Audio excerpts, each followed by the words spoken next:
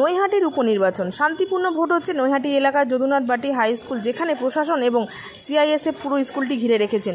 সকাল থেকে বিচ্ছিন্ন ঝামেলার ঘটনা থাকলেও শান্তিপূর্ণ হচ্ছে যদুনাথ বাটি স্কুল এলাকার ভোট। এলাকার মানুষ নির্দ্বিধায় নিঃসংকোচে ভোট দান করছেন। উপস্থিত ছিলেন সঙ্গীতা সরকার, বাবন ঘোষ, সঞ্জয় ঘোষ, সঞ্জয় সরকার, অমিত বিশ্বাস, এক্স সভাপতি ভোলা ঘোষ। বিধানসভা এখানে ভোট কেমন হচ্ছে? মোটামুটি 50% কাছাকাছি ভোট হবে আশা করা যায়। 50% বাকি ভোটটা কেন হবে না, মানে কিসের আশঙ্কা? মানুষের তুলনামূলক উৎসাহ অন্য ভোটের চেয়ে কম। বেশিরভাগ মানুষই মানে চাকরি তো সবার ছুটি হয়নি, অন্য ভোটে ছুটি পাওয়া যায়, সব চাকরিতে ব্যস্ত, মহিলারা বাড়ির কাজে ব্যস্ত ছিল। এখন অবধি ভোট 50% হয়েছে, আশা করছি 60% হবে হয়তো। সকাল থেকে এখনকার মতন পরিস্থিতি কি বলছে? এখন অবধি আমাদের 45 থেকে 50% ভোট হয়েছে এবং পরিবেশ শান্তিপূর্ণ, একদম যেটা পুরো শান্তিপূর্ণ। আচ্ছা, পুলিশ প্রশাসন কতটা তৎপর? খুব বেশি তৎপর, ওরা প্রত্যেকটা বুথেই খুবই মানে তৎপরতার সঙ্গে কাজ করছে। প্রশাসন খুব সজাগ।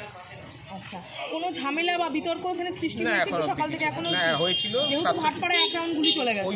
ওইসব আইন শৃঙ্খলার হয়নি, তবে এখানে একটা গন্ডগোল হয়েছিল, সেটা হচ্ছে 67-68 নম্বর বুথ যদুনাথ বাটি স্কুলে। দুটো বুথে 1 ঘন্টা মেশিন খারাপ ছিল, 1 ঘন্টা পরে 1 ঘন্টা 10 মিনিট মানে 8টার সময় 8টা 10-15তে মেশিন ঠিক হয়েছে এবং ভোট শুরু হয়েছে। এই জন্য একটু পিছিয়ে আছে।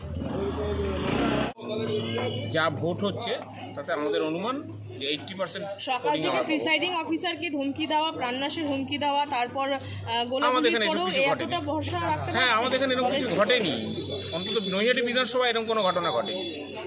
নৈহাটি বিধানসভা বাইরে ভাটপাড়ায় ঘটেছে, আমি শোনা কথা, আমি তা দেখিনি। কতটা আশাবাদী, কতটা ভোটে এগিয়ে থাকছেন বা কতটা ভোটে জিততে পারেন? 30 থেকে 40 হাজার।